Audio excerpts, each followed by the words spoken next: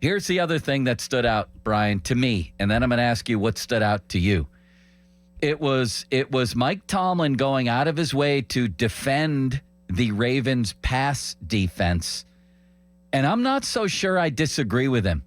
I think there's been an overcorrection here on this station with a lot of people I talk to around town, media in general, on the Ravens and who they are. Like, oh, the Ravens aren't what they were last year. That was a much better team.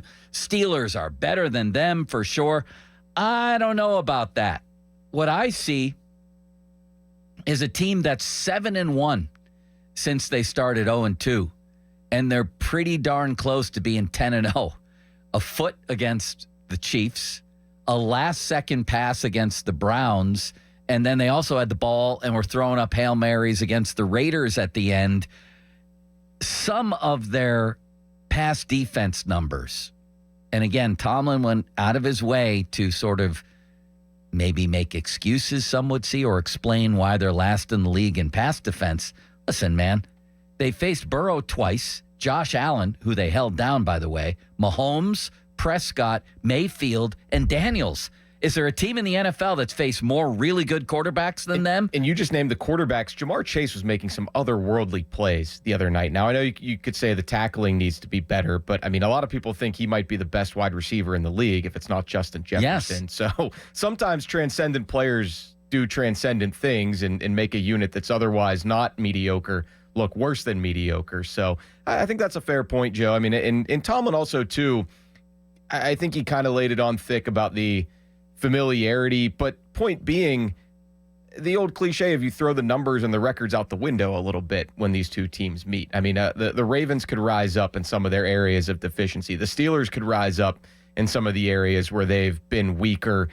John Harbaugh is going to have a plan. I know you liked him calling him Harbs, but I think that's pretty common. I think he's done that before. Is that a hockey nickname he threw out there? Limits? Harbs. Yeah, I think that's a league-wide nickname for Harbaugh at this point. But, yeah, I mean, it's going to be fun. It was an entertaining Tomlin presser, befitting of what should be a very entertaining. He gave it the 5-star matchup review as well at the very start. I love that. I think the Ravens are really good. Yeah. I actually still rate them ahead of the Steelers with a very open mind for the Steelers to prove me wrong. I think the Ravens' defense is better than they've been given credit for. They've had injuries, and I just mentioned the quarterbacks that they faced. And by the way, they've stifled a couple of them. One was Josh Allen, who they wrecked in that game. That's a pretty good quarterback and offense. And the other was they held Jaden Daniels largely in check. Like, he had a good game against them. I think Washington only ran for 52 yards. Maybe this defense isn't as good as last year's Ravens defense, but last year's Ravens defense was great, and I would argue that the offense is better. They've added Derrick Henry.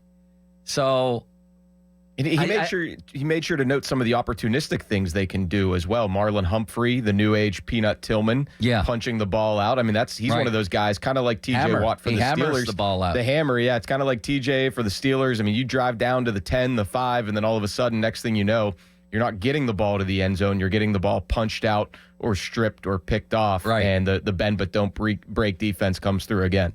Yeah, I guess, bottom line for me is I'm not seeing this wounded, deficient Ravens team coming here.